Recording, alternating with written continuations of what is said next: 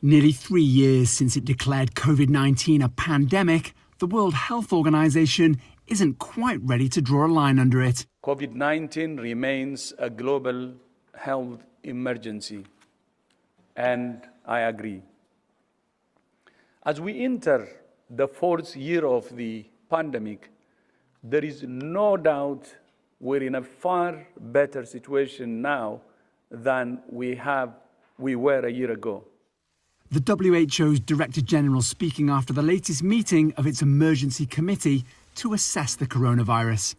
The terminology is hugely important as countries around the world begin to think about how to treat COVID-19 as endemic rather than a pandemic.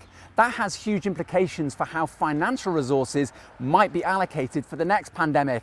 And when you start talking about money, it gets complicated. For example, policymakers from the world's 20 biggest economies are meeting in India this Monday and Tuesday, partly to talk about a coordinated response for the next pandemic. And yet a multi-billion-dollar fund they set up exactly for that has received just a fraction of the amount pledged. Many countries have already moved on from the pandemic, US President Joe Biden making his assessment as far back as last September. Is the pandemic over?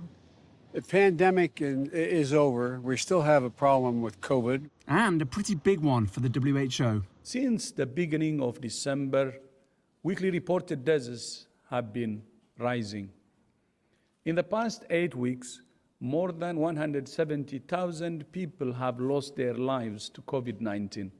COVID-19 has claimed some 6.8 million lives globally. But with 81% of the US population having received at least one dose of a vaccine, health leaders are now considering recommending an annual COVID booster similar to the flu shot. And yet some are skeptical about trying to target just one COVID strain each fall, while others want more data on the benefits of annual doses for younger, healthier people. Owen, Fairclough, CGTN, Washington.